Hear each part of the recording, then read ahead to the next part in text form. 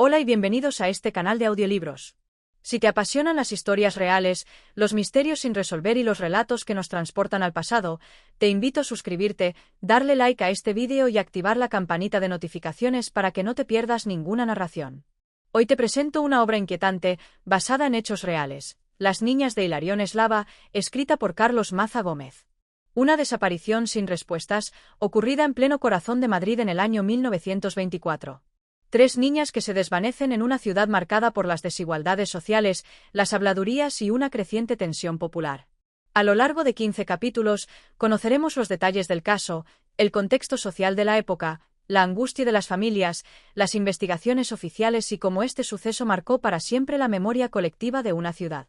Prepárate para una historia conmovedora, inquietante y profundamente humana. Ahora sí, comencemos. Capítulo 1. Una mañana cualquiera. Madrid, primavera de 1924. El sol apenas despuntaba sobre los tejados de las casas humildes del barrio de Cuatro Caminos.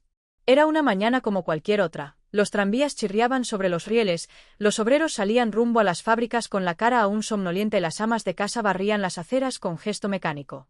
La ciudad despertaba con su acostumbrada mezcla de ruido, prisa y rutina. En una modesta vivienda de la calle Hilarión Eslava, 3 niñas, Manuela, María y Carmen, se preparaban para ir a la escuela. Eran vecinas, compañeras de juegos y confidentes inseparables. Las 3, hijas de familias trabajadoras, compartían los días entre la escuela, los recados y los patios donde inventaban historias y juegos para distraerse de la dura realidad que las rodeaba. Aquella mañana, sus madres, entre desayunos modestos y mandiles empolvados, les advirtieron que fueran directamente al colegio y regresaran sin entretenerse. Como muchas veces antes, salieron juntas, cogidas del brazo, con la promesa de volver antes de que el sol cayera. Nada indicaba que esa sería la última vez que alguien las vería. Pasaron las horas. La ciudad siguió su curso. El mercado rebosaba de voces y regateos. Los cafés del centro recibían a los habituales tertulianos que discutían política y literatura. El bullicio de Madrid ocultaba la pequeña tragedia que comenzaba a gestarse en el silencio de una casa vacía. Al mediodía, cuando no regresaron a casa, sus madres comenzaron a inquietarse. Primero pensaron que quizás se habían quedado en casa de alguna compañera o que se habían entretenido en algún rincón del barrio. Pero al caer la tarde, la angustia se volvió palpable. Comenzaron a preguntar a los vecinos, a recorrer las calles más cercanas, a buscar en los parques, en las escaleras, en los portales. Nadie las había visto desde la mañana. La desesperación pronto se convirtió en alarma. Padres, vecinos y curiosos se unieron en una búsqueda que se extendió durante toda la noche. Se tocó la puerta de la comisaría. Los agentes, escépticos al principio, registraron la denuncia como un mero extravío, algo habitual en los barrios de extrarradio. No había señales de violencia, ni pistas, ni testigos. Solo la ausencia, brutal e inexplicable, de 3 niñas que parecían haberse desvanecido en el aire. Madrid dormía aquella noche envuelta en sombras. En una pequeña calle de nombre casi poético, el vacío comenzaba a latir con fuerza. Lo que empezó como una mañana cualquiera estaba a punto de transformarse en una de las historias más inquietantes de la crónica negra española. Capítulo 2. El eco del silencio. El día siguiente amaneció gris. Una neblina ligera envolvía las calles de Madrid, como si el propio cielo presintiera la gravedad de lo que estaba ocurriendo. En la calle Hilarión Eslava, el bullicio habitual de los vecinos parecía haberse disuelto. La gente hablaba en voz baja, como si el silencio fuera el único lenguaje apropiado para la incertidumbre que se cernía sobre el barrio. Las casas permanecían con las puertas entornadas, y los ojos se asomaban discretamente por detrás de las cortinas. En los portales, las conversaciones giraban en torno a las niñas desaparecidas. Nadie tenía respuestas, solo preguntas que se repetían una y otra vez. ¿Y si se habían perdido? ¿Y si se habían escapado? ¿Y si alguien se las había llevado? Las madres, con los rostros desencajados, no encontraban consuelo. Una de ellas, la madre de Manuela, recorría las calles mostrando una fotografía desvaída de su hija, preguntando a todo aquel que pasaba. La policía, por su parte, seguía tratándolo como un caso más de desaparición infantil, de esos que solían resolverse en pocos días con el regreso voluntario de los menores. Pero esta vez era distinto. Nadie las había visto. Nadie sabía nada. El barrio entero lo intuía. Algo grave había ocurrido. Al mediodía, un grupo de vecinos organizó una pequeña batida por el Parque del Oeste. Buscaron entre arbustos, en las casetas abandonadas, bajo los puentes, pero todo fue inútil. El vacío era abrumador. La ausencia de huellas, de ropa, de testigos, convertía la búsqueda en una tarea sin rumbo. La prensa, aún ajena a la dimensión del suceso, apenas dedicaba unas líneas a la desaparición. En los periódicos de tirada nacional, la noticia ocupaba un espacio pequeño, como si se tratara de una anécdota más.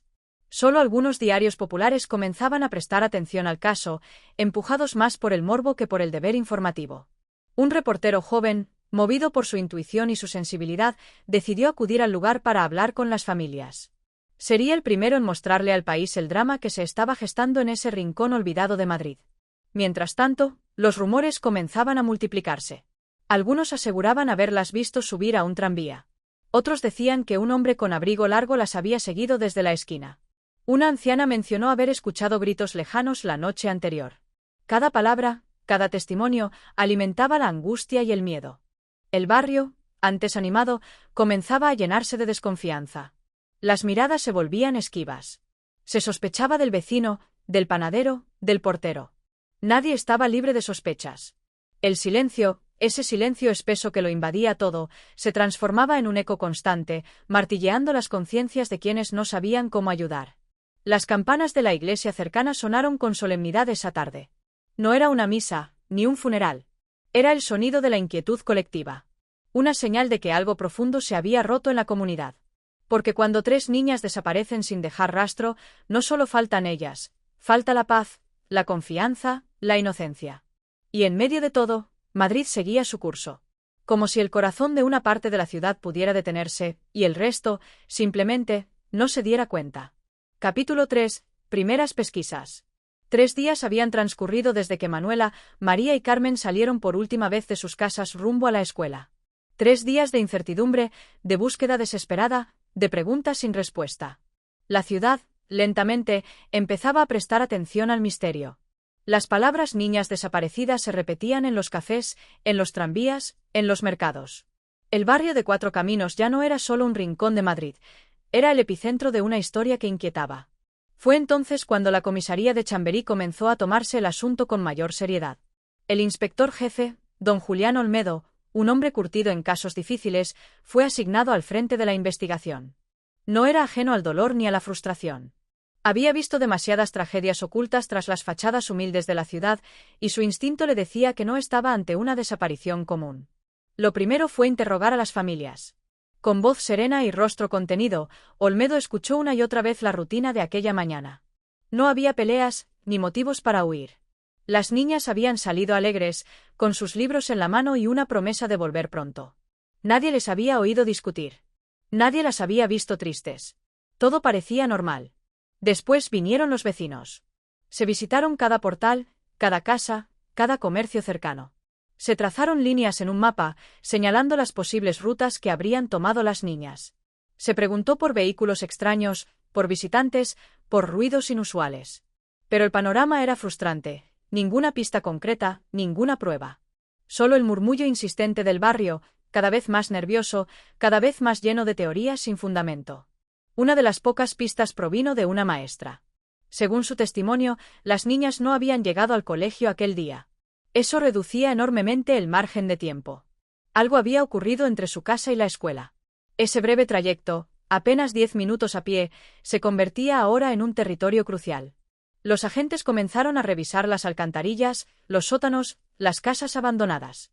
Se habló con los conductores de tranvías y autobuses. Se colocaron carteles con las fotos de las niñas en postes y escaparates. Las caras de Manuela, María y Carmen comenzaron a formar parte del paisaje urbano. Entretanto, la prensa popular, ávida de escándalos y tragedias, aprovechó el caso para alimentar el interés del público. El periodista joven que había visitado el barrio escribió una crónica desgarradora sobre las familias y su sufrimiento. El artículo, publicado bajo el título 3 niñas, 3 silencios, conmovió a muchos lectores y atrajo la atención de figuras influyentes. Por primera vez, el país entero miraba hacia Hilarión Eslava. Pero el inspector Olmedo no se dejaba llevar por la presión mediática. Sabía que la verdad no se encontraba en los titulares, sino en los detalles. Ordenó revisar archivos, buscar antecedentes. ¿Había otros casos similares? ¿Desapariciones sin resolver? ¿Algún patrón? Fue en una vieja carpeta de expedientes olvidados donde surgió una posible conexión. Hacía más de una década, en otro barrio madrileño, 2 niñas desaparecieron en circunstancias parecidas. Nunca se supo qué les ocurrió. El expediente permanecía abierto, polvoriento, ignorado. Las similitudes eran inquietantes, aunque lejanas en el tiempo. Olmedo, cada vez más absorto, sintió que el caso se abría en múltiples direcciones. Pero por más puertas que golpeara, encontraba solo sombras. Nadie hablaba con certeza. Nadie veía nada. Y eso, precisamente eso, lo inquietaba profundamente. Porque en una ciudad donde todo se oye, donde las paredes parecen tener oídos, el silencio podía ser más sospechoso que cualquier grito. Capítulo 4. Voces del pasado. Las campanas de San Antonio de los Alemanes repicaban con su tono metálico y grave, marcando las horas de una ciudad que, poco a poco, comenzaba a prestar más atención a lo que ocurría en el corazón de Hilarión Eslava. El eco del misterio se esparcía como una mancha de aceite sobre el asfalto de Madrid, tocando incluso a aquellos que jamás habían oído el nombre de las niñas desaparecidas.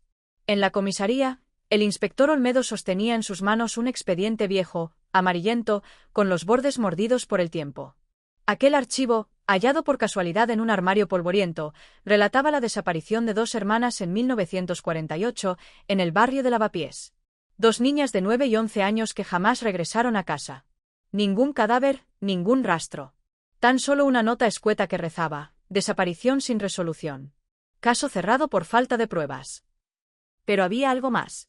Una línea, casi imperceptible, escrita al margen en tinta azul deslavada. La madre hablaba de sueños repetidos con una figura encapuchada.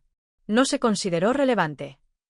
Esa frase quedó flotando en la mente de Olmedo como una melodía inconclusa. Intrigado por la coincidencia, el inspector visitó el archivo hemerográfico de la Biblioteca Nacional. Pasó horas entre columnas de periódicos, microfilmes y hojas frágiles. Descubrió que, a lo largo de los últimos 30 años, al menos 5 casos similares habían ocurrido en barrios diferentes de Madrid. Siempre niñas. Siempre en edades cercanas. Siempre en primavera. Y siempre, sin dejar rastro. Ninguna conexión directa.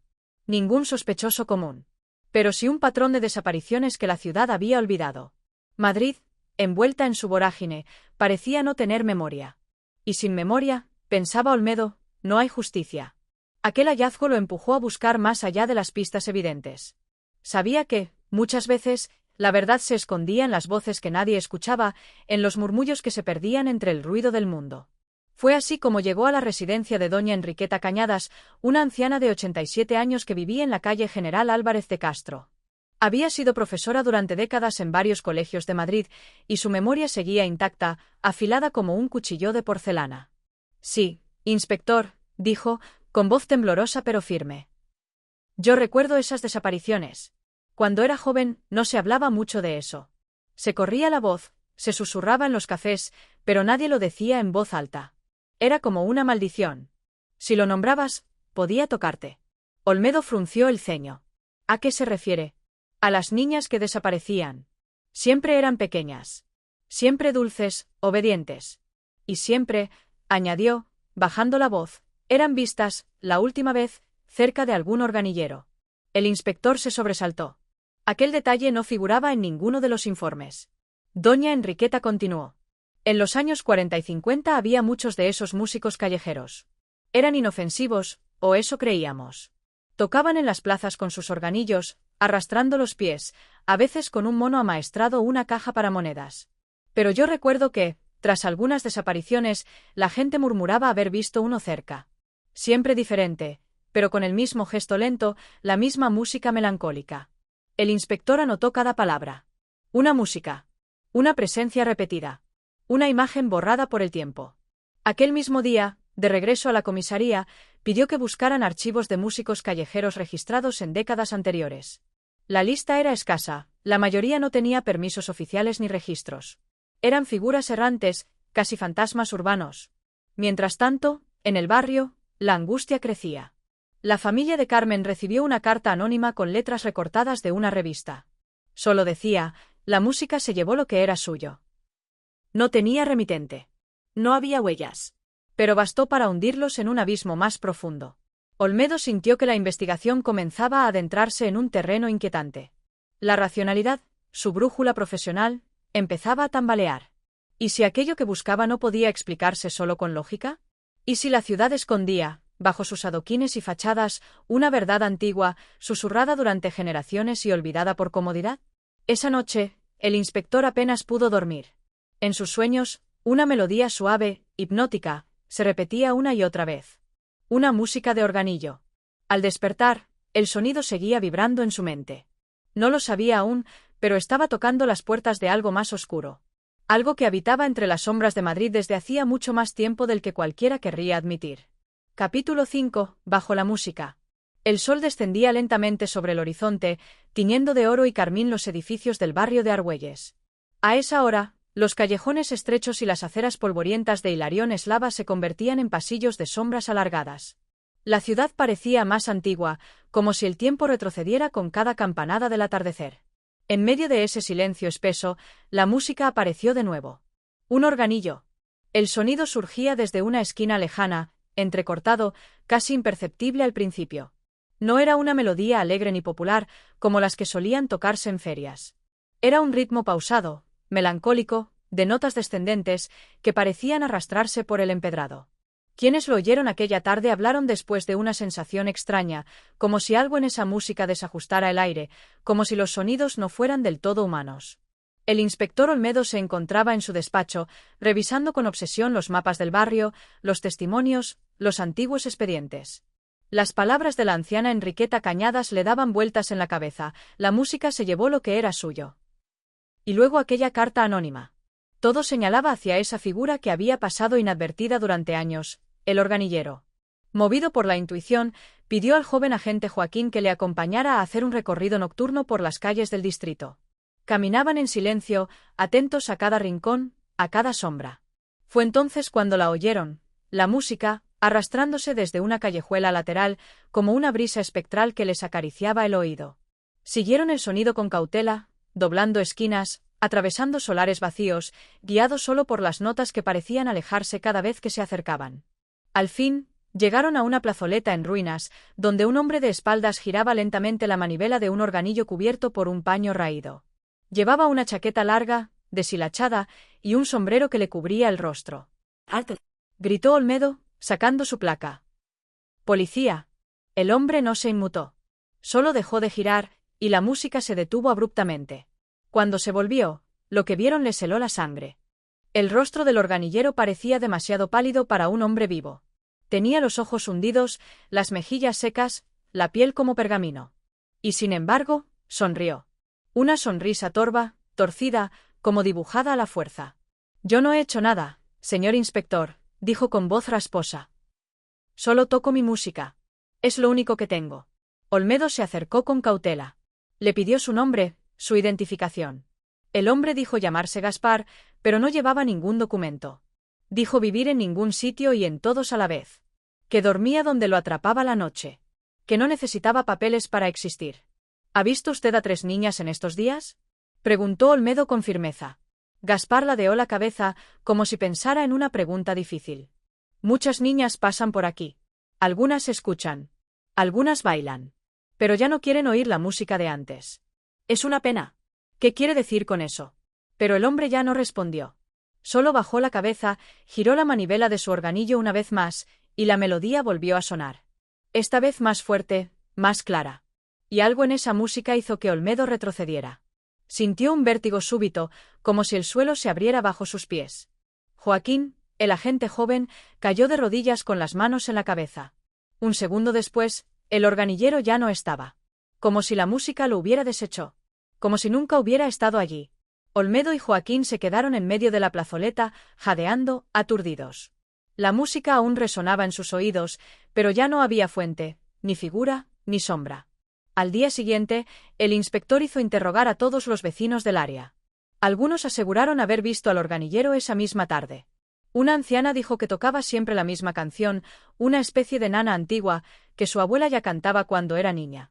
Nadie sabía de dónde venía. Nadie sabía a dónde iba. Esa noche, Olmedo volvió a soñar con la melodía.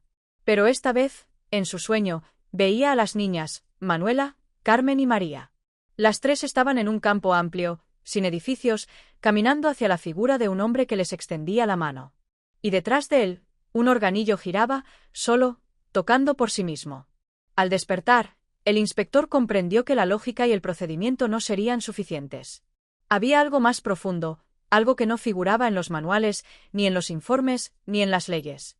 Una música que parecía tener memoria. Y bajo esa música, quizá, la clave del silencio. Capítulo 6. Ecos del callejón. La mañana amaneció con una niebla espesa, inusual incluso para Madrid. El inspector Olmedo caminaba sin rumbo fijo, como si sus pasos buscaran una respuesta que su mente no podía articular. Llevaba horas recorriendo las calles de Hilarión Eslava, observando cada esquina, cada fachada desconchada, cada cartel corroído por la humedad. La plazoleta donde había visto desaparecer al organillero era ahora solo una ruina más entre tantas, vacía, muda. Pero no era lo que se veía lo que lo inquietaba, sino lo que se sentía. Había un murmullo sordo en el ambiente. Un zumbido lejano. Como si los muros respiraran. Como si las calles, cargadas de historia y miseria, guardaran un susurro antiguo que se negaba a morir.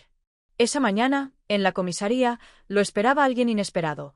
Soledad, la hermana mayor de Manuela. Una joven de rostro delgado, ojeras profundas y un temple marcado por la pobreza y la resistencia. Había acudido con algo en las manos. Un cuaderno desgastado, cubierto con dibujos de colores. Lo encontramos debajo de la cama de Manuela, anoche. Dijo, con la voz temblorosa.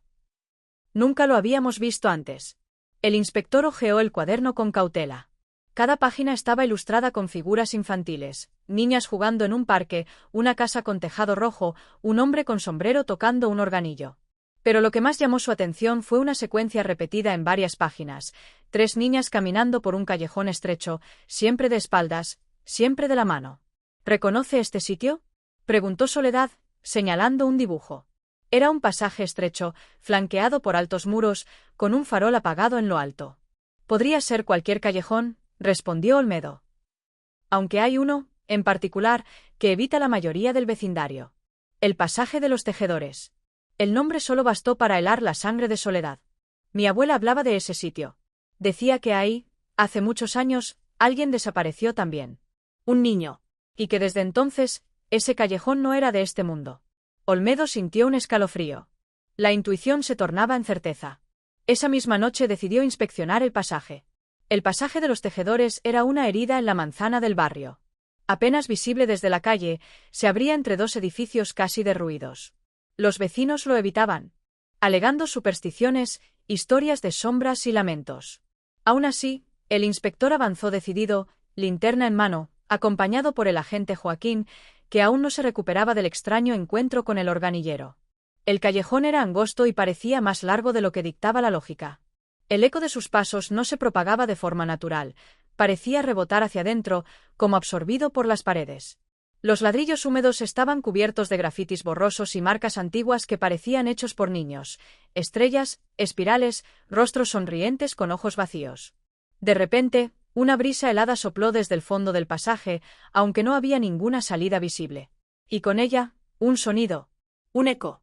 La misma melodía del organillo, deformada, distante, como si emergiera de una radio mal sintonizada. Joaquín se detuvo en seco. ¿Lo oye?, susurró. Sí, respondió Olmedo. Viene de allá. Pero al avanzar unos metros más, se dieron cuenta de que el pasaje ya no era el mismo. La arquitectura había cambiado. Las paredes eran más altas, el cielo se había estrechado hasta ser una franja gris. No recordaban haber caminado tanto. Fue como si hubieran cruzado un umbral invisible. Y entonces, lo vieron. Una puerta de hierro oxidado, empotrada en una pared sin ventanas. Sobre ella, una inscripción ilegible y una pequeña ranura, como de correo. Cuando Olmedo se acercó, escuchó una risa infantil al otro lado. Clara, suave, perturbadora. ¿Hay alguien ahí?, preguntó, golpeando la puerta con fuerza. Silencio. Luego, un golpe seco desde el interior. Y después, una voz de niña. ¿Papá? Ambos retrocedieron. ¿La oíste?, dijo Joaquín, con los ojos desorbitados. Olmedo asintió. Pero no dijo nada. No había palabras. Lo que había tras esa puerta no debía existir. O quizás existía desde hacía mucho tiempo, oculto a la vista de quienes no saben mirar. Los ecos del callejón guardaban secretos que no estaban hechos para ser oídos. Secretos de una música que no olvidaba. De niñas que seguían jugando, aunque ya no estuvieran. Al regresar, el inspector mandó acordonar el pasaje. Nadie debía entrar. Aún no sabía qué significaban aquellas voces, ni por qué los dibujos de Manuela coincidían con ese sitio maldito. Pero una cosa era segura, el caso ya no era solo una investigación. Era una búsqueda. Una lucha contra algo que se ocultaba bajo capas de normalidad y rutina, entre los ecos del pasado. Y el tiempo, como la música, no se detenía. Capítulo 7. Nanas para el olvido. El reloj de la parroquia de San Marcos marcaba las 6 de la tarde cuando el inspector Olmedo se sentó frente a la Madre Consuelo. La mujer, entrada en años, vestía un hábito gastado por los años y por las penas. Su rostro tenía arrugas que no eran de vejez, sino de resignación. Había servido en el orfanato anexo a la iglesia durante más de 4 décadas y conocía el barrio de Hilarión Eslava como nadie. ¿Y dice usted que oyó voces, de niñas? Preguntó la religiosa, mientras se persignaba lentamente. Una voz, como de una niña tras una puerta, en un callejón. Dijo una palabra. Papá. La Madre Consuelo bajó la mirada y guardó silencio unos instantes. Luego se levantó y, tras rebuscar en un antiguo archivador, sacó un legajo polvoriento. Lo colocó sobre la mesa sin hablar. Eran registros. Hojas mecanografiadas, algunas a mano, de décadas atrás. Aquí se llevaba nota de las niñas que ingresaban y salían del orfanato. Algunas eran adoptadas. Otras, simplemente desaparecían. Olmedo abrió el archivo con manos temblorosas. Muchos nombres: Catalina, Antonia, Griselda, junto a fechas, edades, descripciones. Lo que le sorprendió fue ver anotaciones marginales. Salió con el organillero, no volvió del paseo, última vez vista junto al callejón de los tejedores. ¿Quién era ese organillero?, preguntó el inspector, sin alzar la vista. La Madre Consuelo respiró hondo, como si hubiera esperado años por ese momento. Algunos decían que era un hombre bueno, que entretenía a las niñas con sus canciones. Pero hubo una época en que, cada vez que aparecía, alguna de las pequeñas desaparecía. Nadie lo acusó formalmente. Era como si no existiera realmente. Solo, pasaba. Como un fantasma. Olmedo sintió un escalofrío. Las coincidencias comenzaban a acumularse. ¿Y esas niñas?, preguntó. ¿Qué se hizo? ¿Hubo investigación? Hubo silencio, inspector. Y miedo. Siempre miedo. Al salir de la parroquia, el inspector se sintió abrumado. El caso ya no era reciente, era cíclico. Un eco. Algo que se repetía a lo largo de los años, como la misma melodía tocada en un carrusel eterno. Esa noche, en su apartamento, Olmedo revisó nuevamente el cuaderno de Manuela. Entre las páginas, descubrió una hoja que antes no había visto, un dibujo distinto.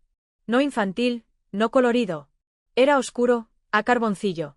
Representaba a un hombre sin rostro, vestido de traje antiguo, sosteniendo un organillo del que salían notas musicales como tentáculos. A su alrededor, 3 niñas flotaban en el aire, como suspendidas en un sueño. Una de ellas, y Olmedo lo supo sin necesidad de confirmarlo, era Manuela. El inspector no pudo dormir. A la mañana siguiente visitó a un anciano jubilado que había sido músico callejero por más de 30 años. Lo conocían como don Ernesto, un hombre que tocaba la concertina cerca del metro de Quevedo y que, según los rumores, había conocido al organillero. «Ah, ese tipo», dijo Ernesto, mientras encendía un cigarro con manos temblorosas. «Yo era joven cuando lo vi por primera vez. Tenía un aire antiguo, como sacado de una foto en sepia. Nunca envejecía. Siempre llevaba el mismo sombrero y el mismo maldito organillo. ¿Sabía su nombre? Nadie lo sabía. Pero algunos decían que venía cuando alguien estaba por perder algo. O alguien. Como un aviso. Como una campanada de la muerte». Olmedo frunció el ceño. «¿Y qué hay de la música?». Don Ernesto rió, pero su risa se quebró al final. «No era música, inspector. Era una nana. Siempre la misma. Una melodía dulce y triste que se metía en la cabeza y no se iba más. Muchos decían que era una nana para olvidar». El inspector se estremeció. La melodía que había escuchado en el callejón era eso, una nana. Como la que una madre cantaría a su hija para arrullarla. Pero esta no traía sueño, sino desaparición. Esa tarde decidió volver a la casa de Soledad, con la esperanza de hablar con los padres de Manuela. Pero al llegar, se encontró con una escena desoladora. La madre lloraba en la cocina, abrazando una sábana pequeña. El padre había salido a buscar a la hermana menor, quien ahora también estaba desaparecida. «Dios mío, no», gritó Soledad, cuando se enteró. «No otra vez». Olmedo corrió a la habitación de la niña. Todo estaba igual que antes. Menos una cosa: sobre la cama, cuidadosamente doblado, había un papel con la letra de una canción. Una nana. Escrita con una caligrafía infantil. Duerme, niña, cierra el alma. Que el organillo canta en calma. Si despiertas, no verás las estrellas ni mamá. Era una invitación. Un hechizo. Una trampa de música. El inspector comprendió entonces que el enemigo no era de carne ni de hueso. Era algo que se arrastraba en la memoria del barrio. Una entidad que se manifestaba a través del sonido, del olvido, del dolor. La búsqueda de Manuela ya no era una simple investigación. Era una cruzada contra un horror que cantaba nanas y se llevaba a las niñas al otro lado del tiempo. Y la próxima vez que el organillo sonara, Olmedo estaría listo para seguirlo. Capítulo 8. La puerta sin llave. El barrio de Hilarión Eslava despertaba bajo un cielo gris, encapotado, como si también él supiera que algo oscuro se cernía entre sus calles. El inspector Olmedo, exhausto tras una noche sin dormir, repasaba mentalmente cada pista, cada susurro, cada mirada esquiva que le habían lanzado en los últimos días. La desaparición de la hermana menor de Manuela había transformado la investigación en un torbellino de urgencias, temores y silencios culpables. El nombre de aquel hombre sin rostro, el organillero, se repetía como un eco prohibido en los rincones del barrio. Y siempre, como una constante, la melodía. La nana. Esa misma mañana, Olmedo decidió regresar al callejón de los tejedores, el lugar donde había escuchado por primera vez la voz de la niña que pedía por su papá. Esta vez no iba solo. Lo acompañaban 2 agentes y una grabadora de sonido especial, prestada por un técnico de la policía científica. Su intención era clara: registrar la música si volvía a sonar. El callejón, angosto y largo, parecía aún más sombrío que la última vez. Las paredes rezumaban humedad y las ventanas estaban cerradas con maderas viejas, como si alguien quisiera contener algo dentro o impedir que saliera. Aquí fue, dijo Olmedo, deteniéndose junto a una puerta vieja, sin pomo, con la madera astillada en los bordes. Aquí escuché la voz. Uno de los agentes intentó abrir la puerta, pero estaba trabada desde dentro. No había cerradura visible. Era como si la puerta existiera solo para impedir el paso, no para permitirlo. «Podemos forzarla, inspector», sugirió el agente. Pero Olmedo negó con la cabeza. Había algo en aquella puerta que lo inquietaba, como si no respondiera a la lógica de la arquitectura urbana. Como si hubiese estado allí mucho antes que el barrio mismo. «Esperen», susurró. Un leve sonido emergió del otro lado. Una música, sutil como el murmullo de una brisa. La misma nana. La misma melodía dulzona que parecía invitar a dormir o desaparecer. La grabadora captó el sonido con nitidez. Las ondas quedaron registradas como una sinfonía espectral. Olmedo cerró los ojos y sintió que algo se movía al otro lado. No una presencia física. Algo más. Una intención. «¿Hay alguien ahí?», murmuró. «No lo veo, pero lo siento». Esa noche, en su apartamento, el inspector analizó la grabación. Lo que descubrió fue escalofriante. Al reproducir la música a menor velocidad, detrás de las notas se revelaba una voz. Una voz infantil. Distorsionada, lejana. «Estoy aquí, papá, estoy aquí». El alma se le heló. Era la voz de una niña. Una súplica velada, casi un suspiro. La niña que había desaparecido, ¿o era Manuela? ¿O eran todas? Decidido, Olmedo regresó al archivo de la parroquia, donde la madre Consuelo le permitió revisar los planos antiguos del barrio. Lo que descubrió lo dejó sin aliento.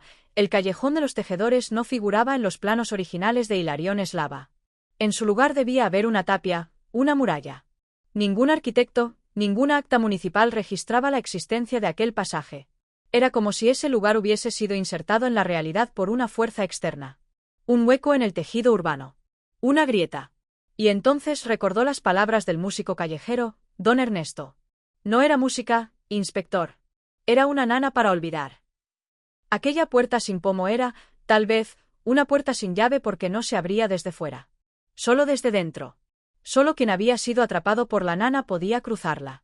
Las niñas no eran secuestradas, eran llamadas. Encantadas. Hechizadas por una melodía tejida con hilos de pérdida y nostalgia. La idea era aterradora. ¿Qué pasaría si alguien lograba abrir esa puerta desde fuera? Y ahí surgió el plan. Un riesgo temerario, pero necesario. Si la música llamaba a las niñas, ¿qué pasaría si alguien la replicaba? Si se tocaba esa misma melodía, pero con intención contraria, no para llevar, sino para traer de vuelta. Al día siguiente, Olmedo visitó a un luthier de confianza y le pidió que adaptara una vieja caja de música para reproducir la nana al revés. Una inversión simbólica. Un intento desesperado por revertir el hechizo. Esto es insólito, inspector, le dijo el luthier. Pero si hay algo que aprendí en estos años es que la música tiene poder. A veces, más del que entendemos. Esa noche, bajo la luna menguante, Olmedo volvió solo al callejón de los tejedores. Llevaba la caja de música consigo. Se sentó frente a la puerta sin pomo, la colocó en el suelo y la hizo sonar. La melodía invertida surgió como un soplo extraño, antinatural, pero dulce. El aire cambió. Un susurro corrió entre los muros. El ambiente se volvió más denso. Y entonces, lentamente, la puerta comenzó a abrirse. No crujió. No golpeó. Simplemente se desplazó, como si aceptara el conjuro de regreso. Dentro, solo oscuridad. Pero no era una oscuridad cualquiera. Era una negrura viva, palpitante.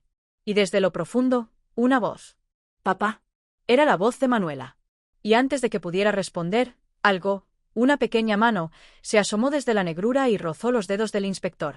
Tibia. Humana. Real. Olmedo se quedó inmóvil, sin saber si jalar o dejar ir. ¿Qué pasaba si tiraba? ¿Volvería sola la niña? ¿O saldría algo más con ella? Entonces, la puerta comenzó a cerrarse lentamente. Y Olmedo, sin pensar, cruzó el umbral. Capítulo 9. Más allá del umbral. El aire dentro de la oscuridad era espeso, casi pegajoso, como si el tiempo mismo se hubiera detenido entre esas 4 paredes invisibles. Olmedo no sabía si había dado un paso al frente o si el umbral lo había absorbido, como si el suelo bajo sus pies ya no perteneciera al mundo real. El sonido de la caja de música, que aún seguía sonando débilmente en el exterior, se desvaneció poco a poco, hasta convertirse en un susurro lejano. ¿Manuela?, preguntó, su voz quebrada por la incertidumbre, pero firme. Su corazón latía con fuerza, como un tambor en la vastedad de la nada. No hubo respuesta. Solo el eco de su propia pregunta se devolvía hacia él, amplificado, como si la misma oscuridad estuviera absorbiendo su presencia.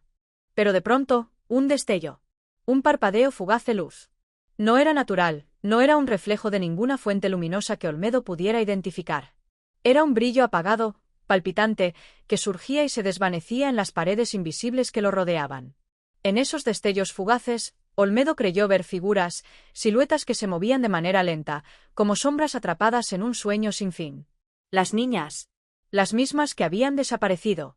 Las mismas que el barrio había olvidado. En esos breves momentos de luz, Olmedo las vio, pequeñas y distorsionadas, como si su presencia fuera un suspiro de otro tiempo.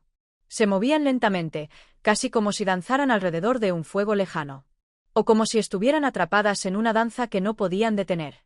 «Manuela», gritó de nuevo, con más fuerza, el sonido de su voz reverberando en ese espacio extraño y sombrío. De repente, una figura se destacó entre las sombras. Era una niña, vestida con ropas antiguas, con el cabello suelto, como si hubiera estado esperando en esa oscuridad desde hacía mucho tiempo. Olmedo no necesitaba verla con claridad para saber que era ella. Sus ojos, aunque apagados por la penumbra, lo reconocieron de inmediato. La niña dio un paso hacia él. Olmedo avanzó, con cautela, pero sin dudar. Cada paso que daba parecía acercarlo más a un abismo insondable. La niña levantó su mano, extendiéndola hacia él. En su rostro, aunque marcado por la tristeza, había algo de esperanza. Algo que el inspector no había visto en mucho tiempo. «Manuela», dijo Olmedo, su voz temblando, pero al mismo tiempo llena de determinación. Ella no respondió, pero su mirada era suficiente. Era como si ya no necesitara palabras. La niña lo condujo hacia el centro de esa oscuridad, hacia el lugar donde el tiempo parecía haber perdido su sentido. Cada paso que daban hacía que la figura de Manuela se desvaneciera más, como si estuviera siendo tragada por el mismo aire que los rodeaba. Olmedo intentó seguirla, pero algo lo detuvo. Una fuerza invisible lo detuvo en seco. Un escalofrío recorrió su espina dorsal, y por un instante, la sensación de ser observado lo invadió por completo. De algún modo, sabía que no estaba solo. La oscuridad misma lo observaba. Era como si el lugar, ese espacio más allá del umbral, estuviera vivo, esperando. Un susurro, débil y arrastrado, llegó a sus oídos. «No es tiempo todavía». Olmedo miró a su alrededor, pero no vio a nadie. La voz no provenía de ninguna dirección en particular. Era el sonido del aire mismo, un murmullo bajo que parecía venir de las mismas paredes del lugar. «¿Quién?», comenzó a decir, pero antes de que pudiera terminar la frase, la niña frente a él giró lentamente, como si algo la hubiera llamado. La luz parpadeó de nuevo, Y en ese momento, Olmedo vio una figura más, flotando en la oscuridad, una sombra al fondo que parecía observarlo con una mirada fría y penetrante. No era humana. La figura tenía la forma de una niña, pero su rostro era una máscara vacía, una especie de lienzo blanco, sin expresión, sin vida. Los ojos de esa figura no brillaban. Más bien, parecían huecos, como pozos negros que devoraban todo lo que se les acercaba. Olmedo dio un paso atrás, pero la figura comenzó a avanzar hacia él, lentamente, como si flotara. La niña con el rostro vacío no decía palabra alguna, pero su presencia era más que suficiente para generar una sensación de desesperación, una sensación de que había cruzado una línea que no podía deshacer. De nuevo, la voz susurró, esta vez más fuerte, más cercana. Vuelve, o te perderás como ellas. El inspector sintió un nudo en el estómago. La advertencia era clara. No era solo Manuela la que estaba atrapada en este lugar. Era una trampa. Las niñas que había visto antes no estaban aquí por azar. Estaban atrapadas, igual que él, y lo único que quedaba por hacer era decidir si seguir adelante y perderse con ellas, o salir y volver a la realidad, con la promesa de no volver jamás. Manuela, al ver la incertidumbre en el rostro de Olmedo, dio un paso atrás. La niña con el rostro vacío no cesaba su avance, y cada paso hacia el inspector lo hacía sentir más y más pequeño. Como si se desvaneciera ante la presencia de aquella oscuridad, ante la propia esencia de ese lugar. Olmedo cerró los ojos, respiró hondo, y un solo pensamiento lo impulsó a dar un paso atrás. El tiempo no es tiempo aquí. Es otra cosa. Una cosa sin fin. Olmedo sabía que la respuesta no estaba en este lugar. Sabía que el umbral era solo el comienzo de un camino sin retorno. Debía elegir, y sabía que no podía quedarse allí para siempre. Con una decisión firme, comenzó a retroceder. La oscuridad comenzó a cerrarse a su alrededor, como si intentara engullirlo. El frío aumentó, pero él no miró atrás. Al llegar al umbral, vio cómo la puerta comenzaba a cerrarse sola, como si lo dejara escapar por última vez. El inspector dio un paso atrás, y con un último vistazo, vio cómo la figura de Manuela desaparecía en la neblina. Y con ella, la sensación de estar atrapado en un sueño del que no se podía despertar. Capítulo 10. La huella del tiempo. El aire fresco le golpeó el rostro como una bofetada al salir del umbral. Olmedo, aún atónito por lo que acababa de experimentar, parpadeó varias veces, intentando orientarse. El frío que sentía parecía haberlo acompañado fuera del lugar, como si las sombras lo siguieran, arrastrando consigo una sensación de opresión que lo mantenía prisionero. En sus manos, todavía temblorosas, se aferraba a la única realidad que conocía, el suelo firme bajo sus pies y la luz tenue del amanecer que comenzaba a filtrarse por el horizonte. Miró hacia atrás, pero el umbral había desaparecido. No había puertas, ni muros, ni vestigios de la oscuridad que había encontrado al otro lado. Solo quedaba la calle desierta, las casas alineadas a lo largo del camino, las mismas que había visto antes de entrar en esa realidad ajena. Pero no todo parecía igual. Había algo diferente, algo en el aire que lo hacía sentir como si hubiera cruzado una línea invisible, como si todo lo que conocía hubiera quedado teñido de otro color. A lo lejos, las campanas de la iglesia comenzaron a sonar, su eco largo y resonante desmoronándose sobre la ciudad aún dormida. Eran las 6 de la mañana. Pero en ese sonido había algo extraño, como si el tiempo no se alineara con la realidad que conocía. Las campanas no solo marcaban la hora. Parecían advertirle de algo, algo que él no podía entender del todo. Olmedo caminó sin rumbo, sin dirección clara. Todo lo que había vivido en los últimos días le pesaba sobre los hombros, pero su mente no podía dejar de divagar hacia el lugar al que había entrado, ese espacio suspendido en la nada. La sensación de estar siendo observado no lo abandonaba. Aún fuera de aquel espacio, las sombras parecían acecharlo, seguirlo, como una presencia latente que no deseaba irse. La figura de Manuela seguía apareciendo en su mente, como una silueta difusa entre la niebla. ¿Qué había pasado con ella? ¿Por qué las niñas estaban allí, atrapadas en un limbo del que no podían escapar? Las palabras de la voz, las advertencias de regresar, resonaban en sus oídos. Vuelve, o te perderás como ellas. Y ahora, en su soledad, Olmedo comenzaba a entender la verdadera dimensión de lo que acababa de atravesar. Al caminar por las calles del vecindario, algo aún extraño flotaba en el aire. Los edificios, aunque aparentemente inmutables, tenían una cualidad diferente. Las ventanas parecían vacías, los portales oscuros, como si estuvieran observando. Era como si el tiempo hubiera cambiado de alguna manera, como si la ciudad misma tuviera una memoria que no podía olvidar lo que había sucedido en ese lugar más allá del umbral. Un pensamiento persistente asaltó la mente de Olmedo. ¿Qué había dejado atrás cuando cruzó ese umbral? ¿Acaso había alterado el curso del destino de las niñas? ¿O simplemente había sido testigo de algo mucho más grande, una realidad paralela que había existido siempre, aguardando a ser descubierta?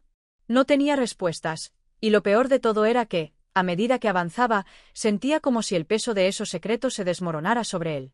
En un rincón oscuro de la calle, Olmedo se detuvo frente a una tienda cerrada. Una pequeña vitrina mostraba objetos antiguos, que parecían inertes, olvidados en el paso del tiempo. Pero al acercarse, notó algo que le heló la sangre. Un retrato, colgado en el cristal de la tienda, era de una niña. Tenía el mismo rostro que la figura que había visto en la oscuridad, aunque en la foto, ella estaba sonriendo, con una expresión cálida y amable. Un escalofrío recorrió su espalda. La niña en la foto no era Manuela, pero sus ojos, su mirada, eran inconfundibles. Esa expresión, esa presencia, le resultaba demasiado familiar. Olmedo sintió como su mente comenzaba a formar una conexión, una relación que no podía comprender del todo. ¿Quién era esa niña? ¿Y por qué sentía que, de alguna manera, su destino estaba ligado al de las otras niñas desaparecidas? De pronto, algo lo sacó de sus pensamientos. Un ruido suave, apenas perceptible, provenía de la tienda. Era como un leve golpeteo, un susurro que parecía provenir del interior de la tienda. Instintivamente, Olmedo se acercó más, buscando la fuente del sonido. A través del cristal empañado, vio algo que le hizo detenerse en seco. Era un reflejo que no coincidía con la realidad. Allí, en la vitrina, la niña del retrato estaba mirando fijamente a través del cristal, observándolo con esos ojos vacíos. No había sonrisa en su rostro ahora. Solo una expresión severa, llena de desesperación. Olmedo retrocedió, el corazón acelerado. La figura en el retrato había cobrado vida, o al menos, eso era lo que parecía. La tienda, por supuesto, estaba cerrada. No había nadie en su interior. Sin embargo, Olmedo no podía ignorar lo que había visto. La sensación de estar atrapado en un sueño se intensificó, y con ella, la sensación de que algo aún lo unía a ese lugar, a esa ciudad, de una manera inexplicable. No era solo un detective buscando respuestas. Era un hombre que había cruzado un límite, que había dejado su huella en el tiempo y ahora se encontraba atrapado en una red invisible, un misterio que se expandía mucho más allá de lo que había imaginado. Olmedo se alejó rápidamente de la tienda, pero la visión del reflejo no lo abandonaba. La niña del retrato lo había mirado con unos ojos tan profundos que sentía que su alma había sido tocada por algo más allá de la comprensión humana. Y en lo más profundo de su ser, sabía que no estaba libre de ese lugar. No podía escapar de él tan fácilmente. El tiempo seguía avanzando, pero Olmedo sentía como si su reloj interior estuviera marcando un ritmo distinto. Algo había cambiado en él, y el peso de las decisiones que había tomado ya no lo dejaba tranquilo. Se sentó en un banco cercano, la vista fija en el horizonte. Allí, en el fondo, pudo distinguir la figura de un hombre que se acercaba. Era un rostro familiar. El inspector conocía a esa persona, pero no podía recordar de dónde. El misterioso hombre, al llegar a su lado, se sentó sin decir palabra. Por un momento, ambos se quedaron en silencio, observando la ciudad como si aguardaran algo.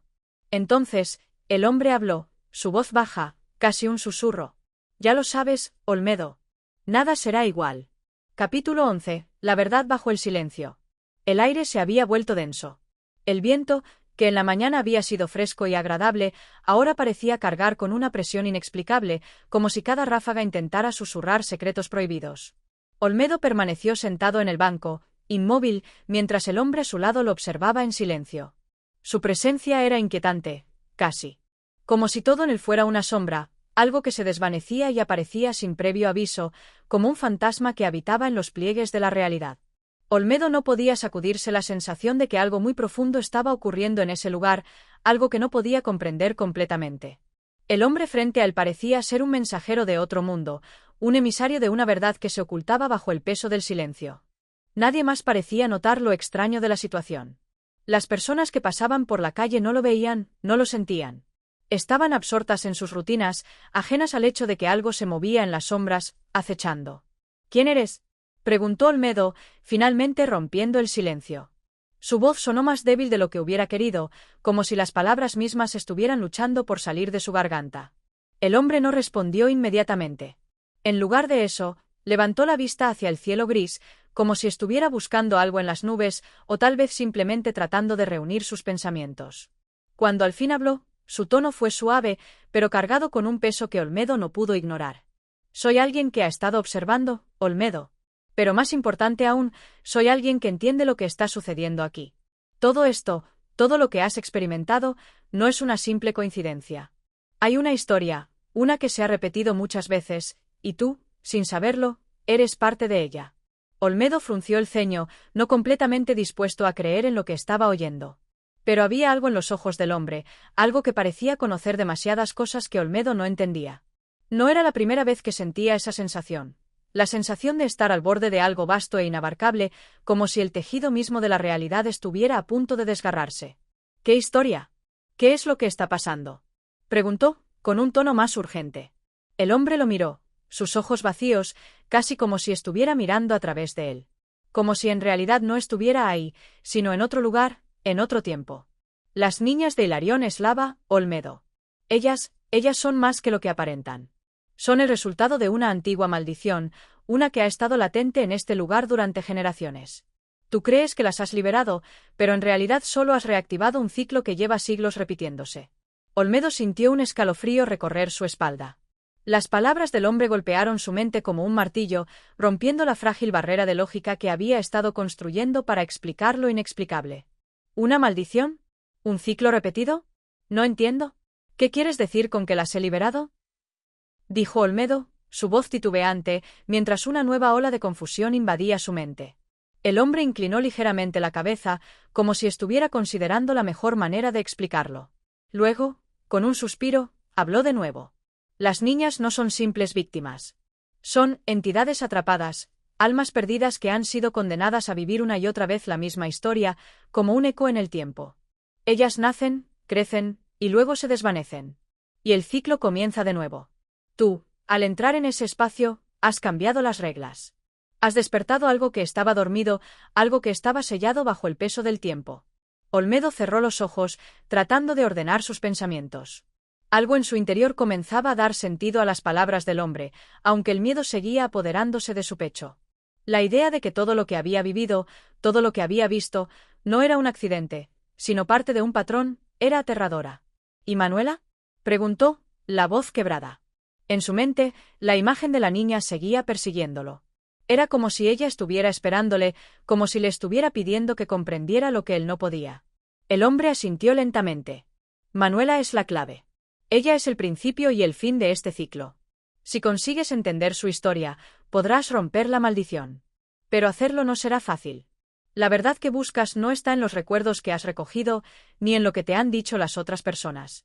Está en algo mucho más profundo, en el corazón mismo de lo que significa estar atrapado en el tiempo. Olmedo sintió un peso en su pecho. La idea de enfrentarse a esa verdad, de descifrar lo que había sucedido en ese lugar, lo abrumaba. Sabía que no podía detenerse, que la búsqueda de respuestas ya no tenía marcha atrás. Pero al mismo tiempo, algo dentro de él le decía que si continuaba, no solo cambiaría su vida, sino que cambiaría todo lo que conocía. El hombre se levantó lentamente, como si la conversación estuviera llegando a su fin. Su mirada se desvió nuevamente hacia el horizonte, pero antes de irse, sus palabras lo alcanzaron de nuevo. Recuerda, Olmedo, lo que ves no siempre es lo que es. Nada está realmente resuelto. Solo se ha pausado.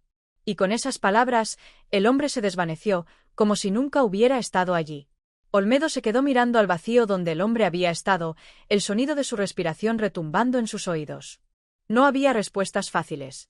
Todo lo que había hecho hasta ahora, todo lo que había creído saber, era solo una pequeña pieza de un rompecabezas mucho más grande. Solo sabía una cosa con certeza: tenía que encontrar la verdad. Y esa verdad estaba escondida en algún rincón oscuro de esa ciudad, en las huellas del pasado, en el eco de las niñas atrapadas en un ciclo sin fin.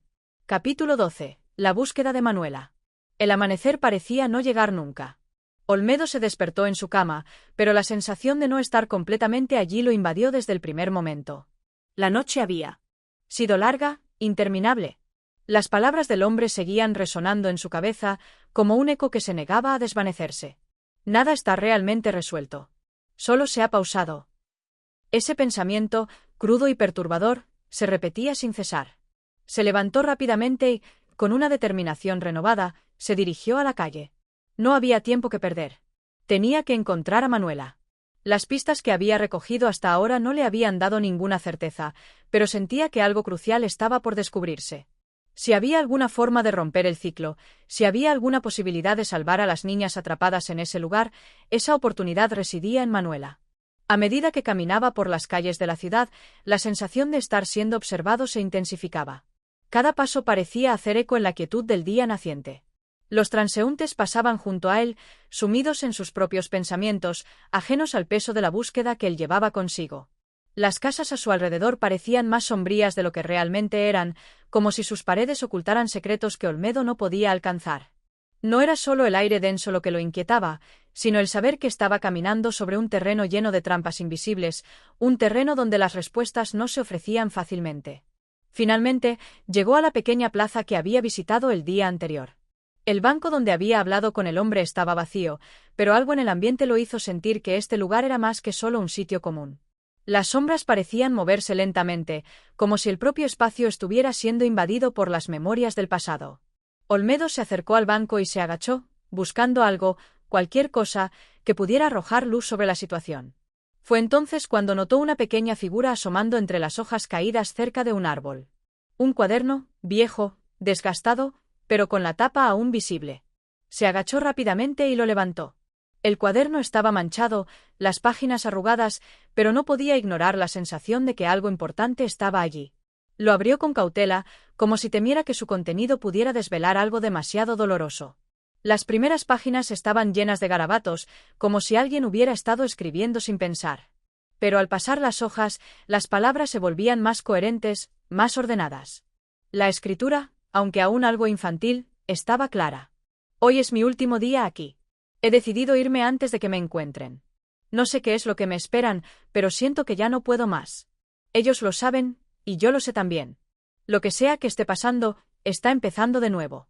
Si alguien lee esto, que lo sepa, no todo es lo que parece. Las niñas, todos somos parte de un juego que nunca termina. Cuando la rueda gire, todos caeremos.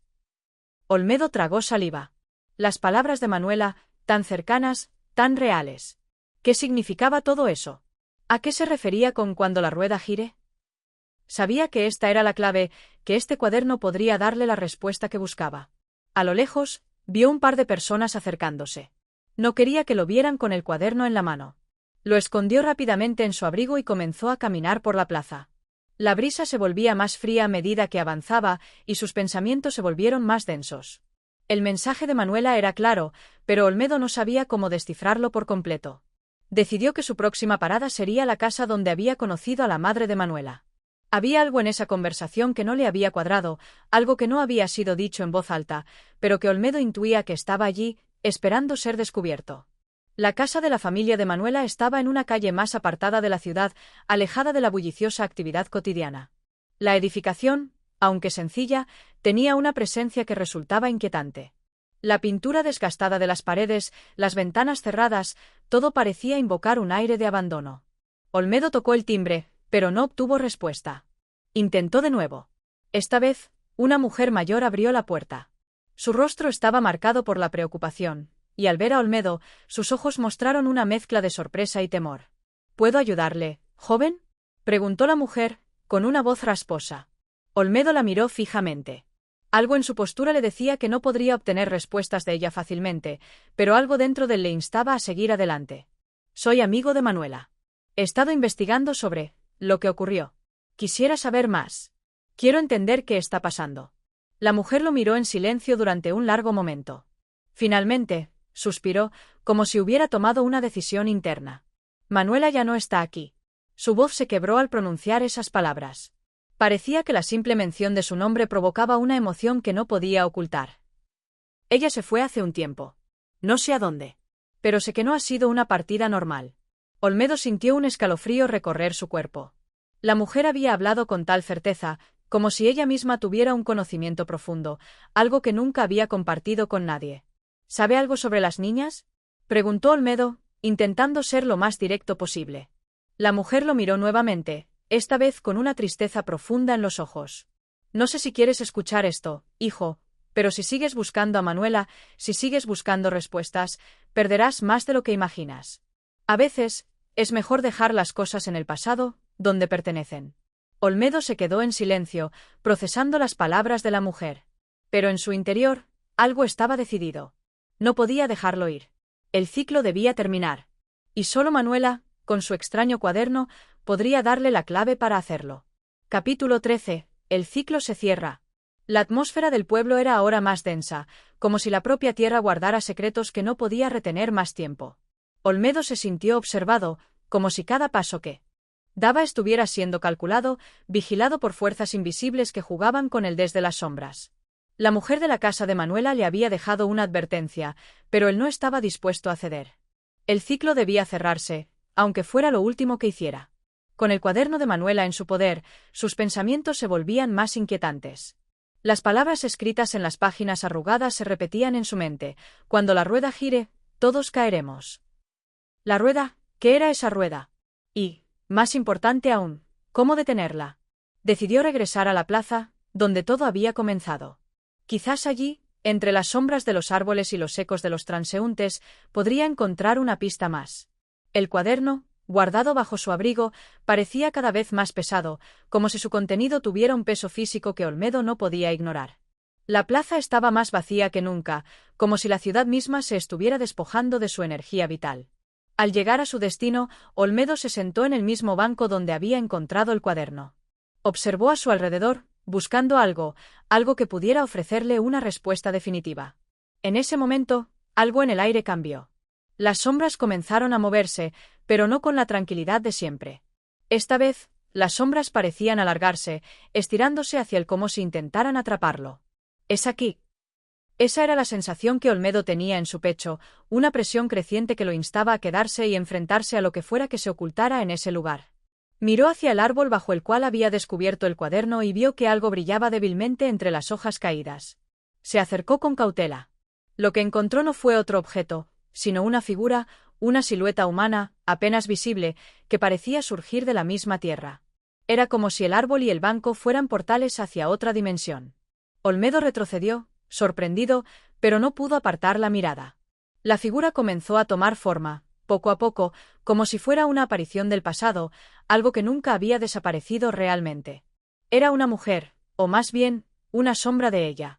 Su rostro estaba distorsionado, pero Olmedo reconoció los ojos. Eran los ojos de Manuela. ¿Manuela?, preguntó, con una voz que apenas pudo salir de su garganta. No estaba seguro de si lo que veía era real o una manifestación de su mente, pero algo en su interior le decía que no podía ignorar lo que estaba sucediendo. La figura levantó la mano, señalando hacia el horizonte, hacia el camino que conducía a las colinas. El ciclo, Olmedo lo entendió de inmediato. Aquella no era una advertencia. Era una invitación. El final estaba cerca. Sin pensarlo, Olmedo comenzó a caminar hacia la dirección que la figura le había indicado. La sensación de estar siendo observado se intensificó aún más, y una serie de imágenes flotaron en su mente. Niñas, rostros conocidos, rostros extraños, siempre observándolo. ¿Había algo de ellos que permanecía atrapado en ese lugar? ¿Serían esos los espíritus de las niñas mencionadas por Manuela en su cuaderno? La rueda que giraba en su mente parecía tomar forma, y sabía que pronto se enfrentaría a algo que cambiaría todo para siempre. El camino lo llevó hacia las colinas, donde la tierra parecía aún más oscura, como si estuviera marcada por siglos de secretos. No tardó mucho en encontrar lo que buscaba. En la base de una antigua roca, casi oculta por las sombras, había una puerta. Una puerta de piedra, sin ningún signo visible de haber sido abierta en siglos. Era como si la entrada estuviera esperando que alguien como Olmedo llegara. Con la mano temblorosa, Olmedo empujó la puerta. El crujido de la piedra al moverse resonó como un grito lejano, como una advertencia. Pero ya no había marcha atrás. Este era el último paso. La puerta se abrió, revelando una vasta oscuridad. Olmedo no podía ver más allá de unos pocos centímetros, pero sentía que la atmósfera que emanaba de ese lugar era aún más densa que todo lo que había sentido hasta entonces. La puerta se cerró de golpe tras él, y de repente, quedó atrapado en un silencio absoluto. Con un impulso decidido, encendió una pequeña lámpara que había traído consigo, y la luz tenuemente iluminó lo que parecía una cámara subterránea. En las paredes, talladas en las rocas, Olmedo vio figuras y símbolos extraños, como si un antiguo lenguaje hubiera sido grabado allí. El aire estaba pesado, y su respiración parecía resonar en el espacio vacío. Pero lo que más lo sorprendió fueron las figuras que, lentamente, comenzaron a manifestarse a su alrededor. Las niñas. Sus ojos brillaban con una luz fría y sin vida, y sus rostros, aunque hermosos, tenían una expresión vacía, como si no supieran quiénes eran o cómo habían llegado allí. Olmedo dio un paso atrás, sintiendo como la realidad misma parecía desmoronarse a su alrededor. Las niñas lo rodeaban, pero no podían acercarse. Era como si estuvieran atrapadas en una dimensión paralela, condenadas a permanecer allí. De repente, entre las sombras, una figura se adelantó. Manuela. Esta vez, no era una ilusión, ni una sombra distante. Ella estaba allí, más real que nunca. El ciclo. Su voz era suave, pero resonaba en cada rincón de la sala. Olmedo no entendió del todo, pero las palabras de Manuela le llegaron con claridad. El ciclo era lo que los mantenía atrapados. Ellos, los que habían caído en ese juego, no podían liberarse sin destruir la rueda que los unía. Olmedo sintió que el aire se volvía más pesado a medida que la figura de Manuela se acercaba. La rueda estaba a punto de girar de nuevo. Capítulo 14. El último enfrentamiento. El aire en la cámara subterránea se volvía espeso, y el silencio que lo rodeaba era más profundo que cualquier otro que Olmedo hubiera experimentado. Las niñas, esas figuras etéreas que lo rodeaban, parecían estar observándolo con una mezcla de desesperación y resignación. Pero lo que más lo inquietaba era la presencia de Manuela, ahora frente a él, más cercana y tangible que nunca. Olmedo, ya no hay vuelta atrás. La voz de Manuela resonó en la cámara, y aunque suave, parecía vibrar con una fuerza interna que Olmedo no había notado antes. Olmedo sintió un escalofrío recorriendo su espalda. Manuela había sido la clave de todo esto, el puente entre la realidad y lo desconocido, y ahora estaba frente a él, transformada por la misma oscuridad que la había atrapado. Ella, una vez viva y vibrante, era ahora solo una sombra de lo que había sido, atrapada en un ciclo del que ni ella misma podía escapar. El ciclo, repitió él, más para sí mismo que para ella. Sabía que debía enfrentarse a lo que venía, pero ¿cómo romper algo tan antiguo, tan intrínseco a este lugar? ¿Cómo destruir la rueda que mantenía a todos prisioneros? Las sombras en las paredes parecían moverse a su alrededor, dibujando figuras que cambiaban constantemente, como si fueran una representación de los pensamientos de las niñas, de sus miedos y deseos no expresados. Los símbolos grabados en la roca comenzaron a brillar con una intensidad que Olmedo nunca había visto, y de repente, las niñas se agruparon alrededor de él. Sus ojos brillaban con una luz fría y ausente, como si fueran criaturas que ya no pertenecían al mundo de los vivos. «Es hora de que pagues por lo que has desatado, Olmedo». La voz de Manuela, ahora completamente distorsionada, lo atravesó como un rayo, y Olmedo comprendió lo que había hecho. Había abierto la puerta. Había liberado a las niñas, y al hacerlo, había roto el equilibrio que había mantenido a raya el poder que ahora lo rodeaba. Las niñas comenzaron a moverse hacia él, pero algo en su caminar no era natural. Eran sombras, retazos de almas perdidas, que se deslizaban como si estuvieran atrapadas entre dos mundos. Olmedo levantó la lámpara en un intento de ver más allá, pero la luz parecía no tener efecto sobre las sombras. Ellas continuaban acercándose, y el aire se volvía cada vez más opresivo. «Manuela, ¿qué quieres de mí?», preguntó Olmedo, su voz temblorosa. La figura de Manuela, ahora flotando a unos pocos pasos de él, le respondió con una expresión vacía. Su rostro era una máscara de sufrimiento, pero también de determinación. «Quiero que entiendas lo que has hecho. Has liberado lo que estaba sellado, lo que nunca debió ver la luz. El ciclo no terminará hasta que pagues por tu osadía». La voz de Manuela se quebró, y por un instante, Olmedo vio en sus ojos una chispa de humanidad. Pero esa chispa desapareció casi tan rápido como apareció, reemplazada por una frialdad abismal. La atmósfera se cargó aún más. Las sombras de las niñas crecieron, como si quisieran devorarlo. Olmedo sabía que tenía que actuar rápidamente, antes de que se viera completamente rodeado. Pero, ¿cómo romper un ciclo tan profundo, tan antiguo? Fue en ese momento cuando sus ojos cayeron sobre una de las figuras grabadas en las paredes.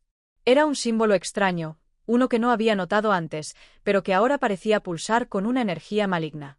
El símbolo representaba una rueda, similar a la que Manuela había mencionado, y dentro de la rueda había un punto central, como el eje de un engranaje.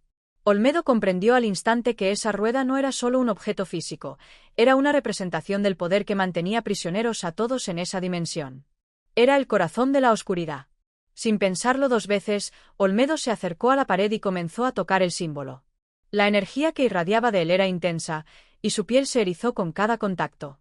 La rueda comenzó a girar lentamente, como si estuviera despertando después de siglos de inactividad. De repente, un dolor agudo atravesó su pecho, como si su propia alma estuviera siendo arrancada de su cuerpo.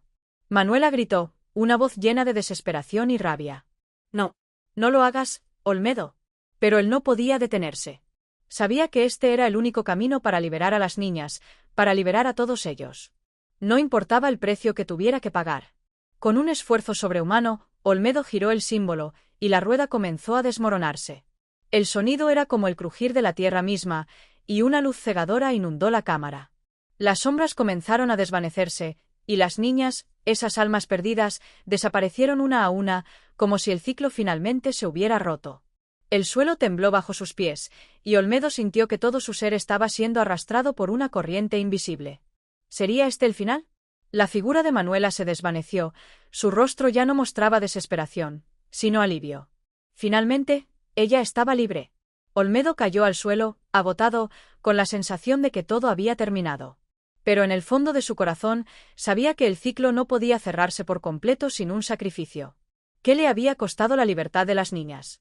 No lo sabía, pero el precio, aunque incierto, era suyo. Mientras el sol comenzaba a salir fuera de la cámara, Olmedo entendió que su vida nunca volvería a ser la misma. Había destruido la rueda, pero el eco de lo que había sucedido lo seguiría siempre. Capítulo 15. El despertar de la verdad. El sol comenzaba a ascender, sus primeros rayos filtrándose por las grietas de la cámara subterránea. El aire ya no era tan denso, aunque un resquicio de esa presión invisible aún persistía, como una sombra que se negaba a desaparecer. Olmedo, de rodillas en el suelo frío, miraba la luz con los ojos entrecerrados, como si no pudiera creer que, después de todo lo vivido, el amanecer hubiera llegado. El crujir de la rueda que había destruido seguía resonando en su mente, una sinfonía de ecos que no lograba apartar. Y aunque las niñas ya no estaban allí, aunque las sombras se habían disuelto, algo permanecía dentro de él. Algo profundo y oscuro. Olmedo se levantó lentamente, las piernas temblorosas, pero la sensación de la luz sobre su rostro le dio un respiro. El peso de lo ocurrido seguía ahí, pero había algo más. Algo que lo llamaba. Caminó hacia la entrada de la cámara, donde un pasaje sombrío se abría ante él. A medida que avanzaba, el suelo bajo sus pies parecía resquebrajarse, como si el mismo espacio que lo había rodeado hasta ese momento estuviera desintegrándose. Al llegar a la salida, el paisaje que se desplegaba ante él no era el mismo que había conocido antes. El mundo había cambiado. Olmedo se detuvo en seco. ¿Era posible? Lo que veía ante él no podía ser real. Los árboles, que antes eran robustos y firmes, ahora se mostraban marchitos, sus hojas secas flotando en el aire como polvo. La tierra, usualmente fértil, parecía haber perdido toda su vitalidad, arrugada y quebrada, como si estuviera envejeciendo demasiado rápido. La sensación de irrealidad se apoderó de él. ¿Qué había hecho realmente al destruir la rueda? ¿Había salvado a las niñas, o simplemente las había liberado para que el mundo, el mismo mundo que conocía, colapsara bajo el peso de lo que había desatado? De repente, escuchó una voz a sus espaldas. No era la de Manuela, pero aún así, la sintió familiar. La voz era suave, casi como un susurro, pero clara. No todo está perdido, Olmedo. El tono era cálido, reconociendo el sacrificio, pero también aliviado. Se giró rápidamente, y allí, en la entrada misma, apareció una figura que había conocido solo en recuerdos lejanos. La mujer que había sido la madre de Manuela, la misma mujer que le había dado la llave para entrar en el abismo. Olmedo no sabía cómo expresar lo que sentía. Pero la figura lo miraba con una mezcla de tristeza y gratitud, y él comprendió al instante que su encuentro no era accidental. Ella, a pesar de todo lo que había sucedido, había sido la guía de este proceso. Manuela ya está en paz, y lo que has hecho ha detenido algo mucho mayor que tú mismo. La mujer levantó una mano, y con un movimiento casi imperceptible, el paisaje que lo rodeaba comenzó a cambiar.